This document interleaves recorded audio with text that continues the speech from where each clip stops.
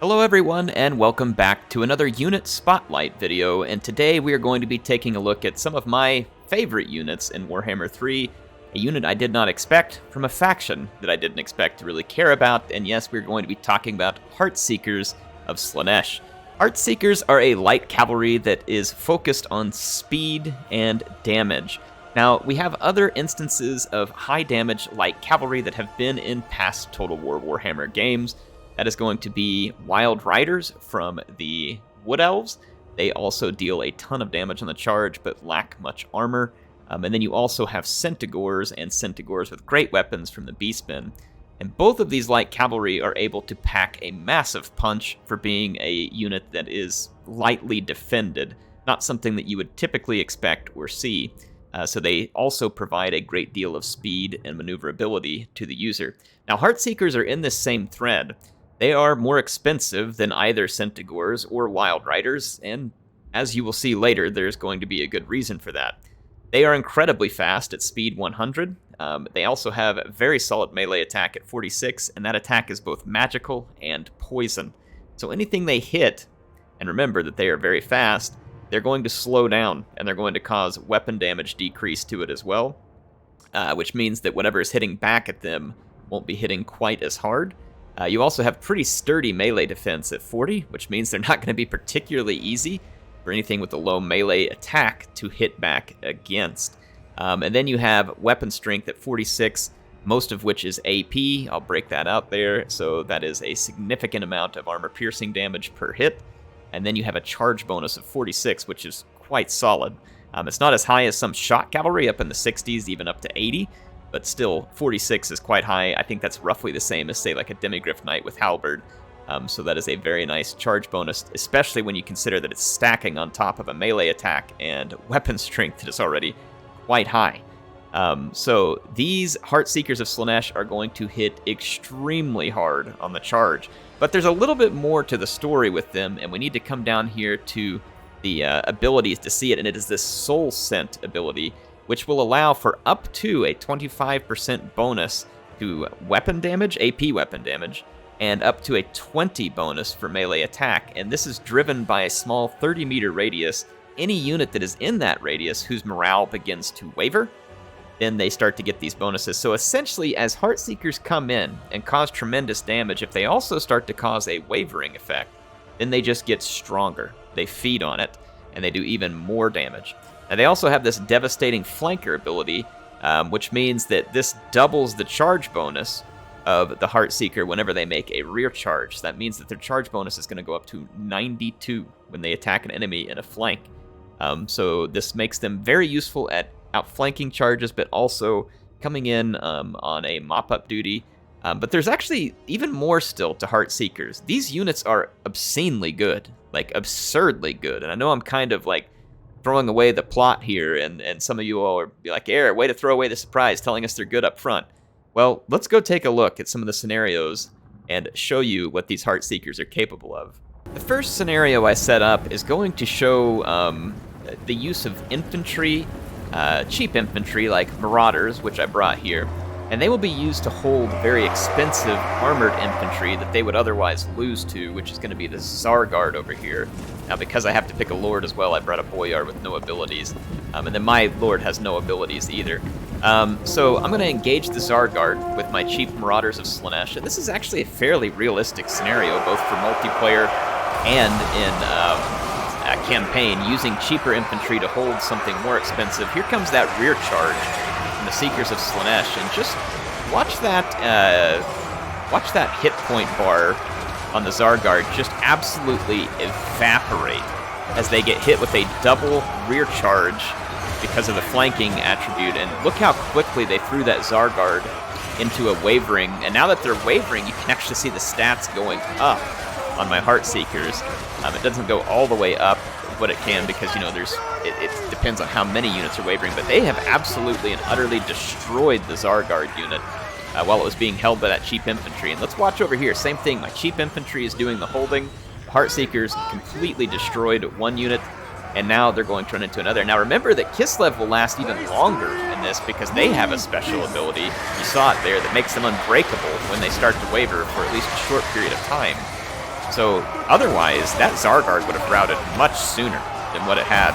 And so if anything, this is understating the capability of these Heartseekers just because Kislev has the ability to resist some of this.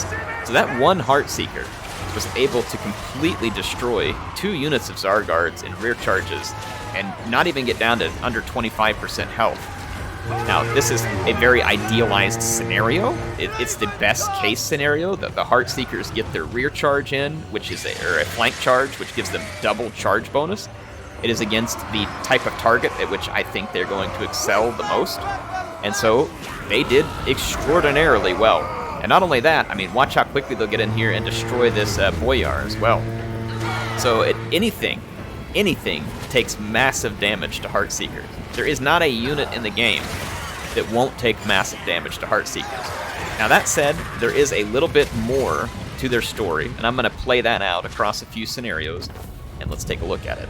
The next scenario I wanted to look at is, okay, so that scenario was pretty ideal. We had cheap infantry holding the Zargards. So I set up this one. How about no infantry support?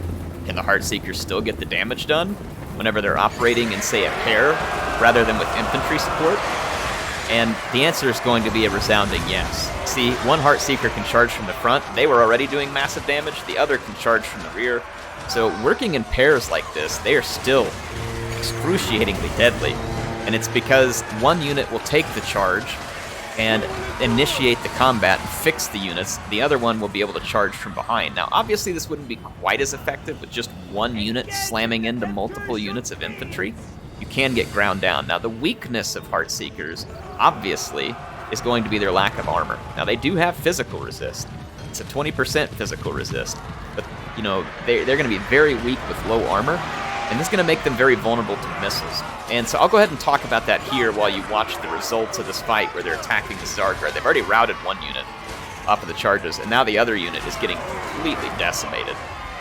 So they absolutely can just wipe out units of infantry on their own without their own infantry support, assuming that they're not going to get hit by their weakness, which is missile units. There are 2 ways to do a ton of damage to Heartseekers. The best way is missile units. Heartseekers are going to be very vulnerable to missiles. They don't have shields. They don't have armor. They're going to take a lot of damage.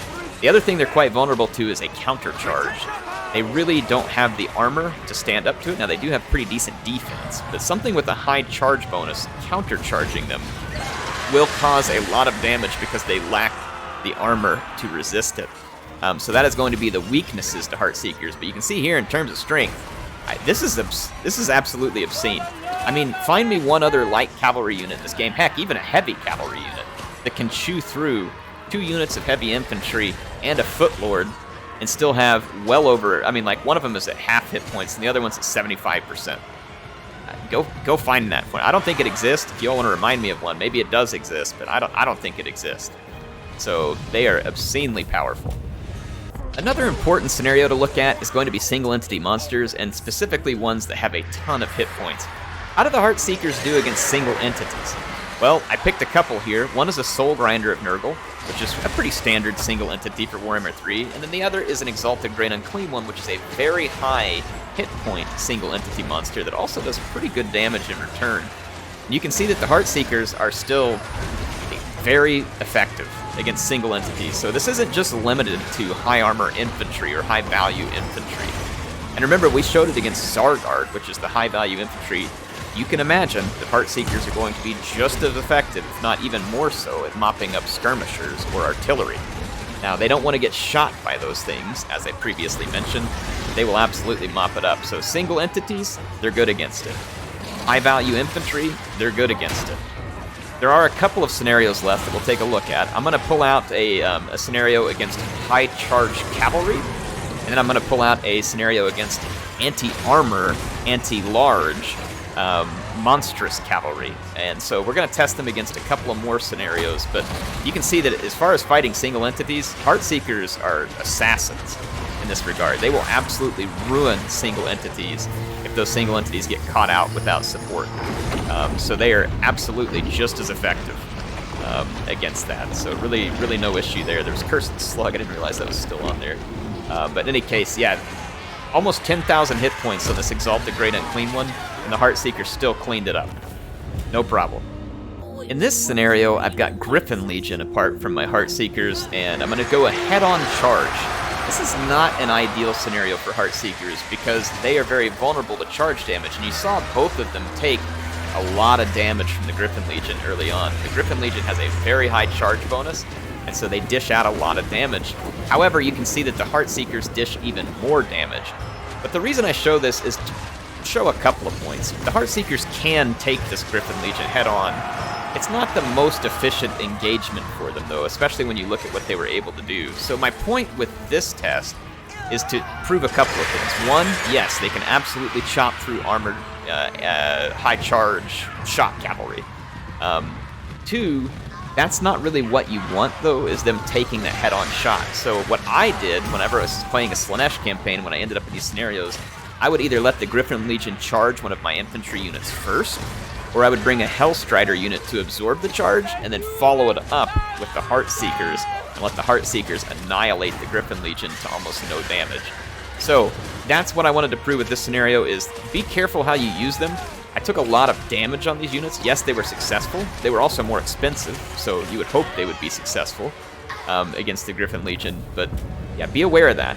Taking the charge head-on, you're going to take a lot of damage. For the final scenario I want to look at here, this is a worst case for the Heartseekers. You're taking them headlong into an anti-large tool of monstrous cavalry, which means that the monstrous cavalry won't lose entities very quickly.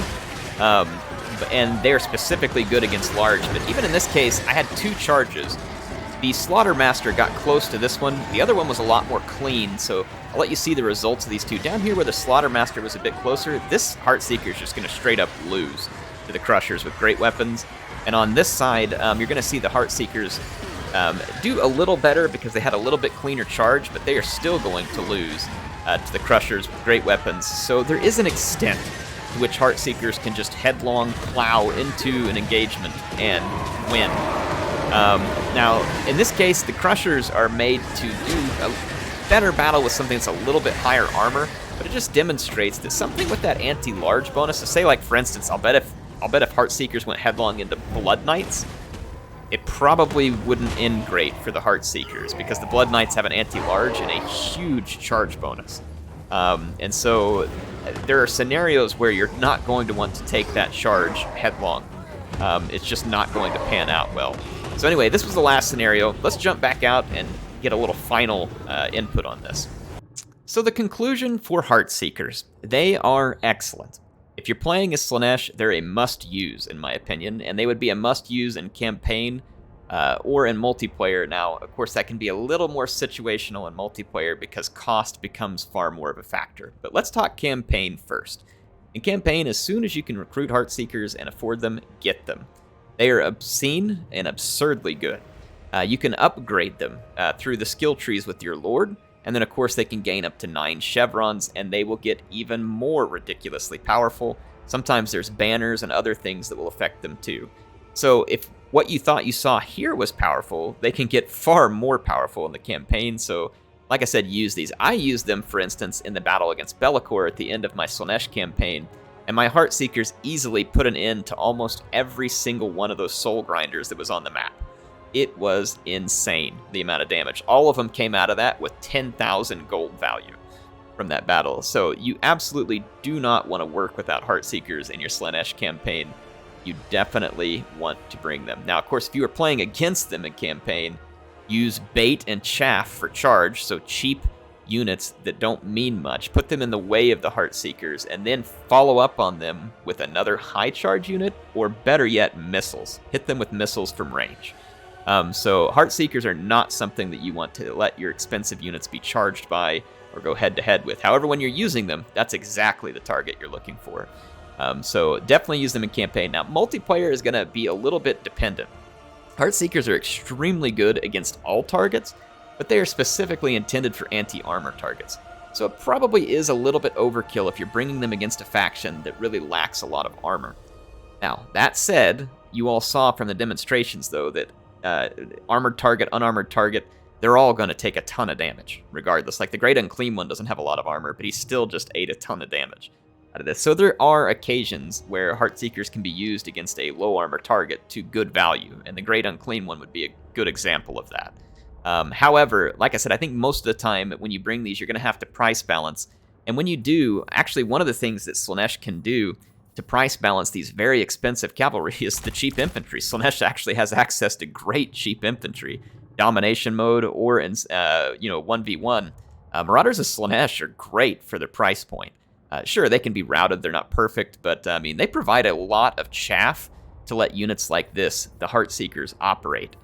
So I think Slaanesh is interesting in that way that you can kind of balance these two. So, like for instance, if I look at these 4 units, that's a total cost of, 2,800 plus 800 more, so that puts me at 3,600. Divide it by 4, and that comes back to an average cost of 900 per unit, which isn't that bad across 4 units, right? Especially when you compare that to Khorne. Khorne is easily going to be up in that range.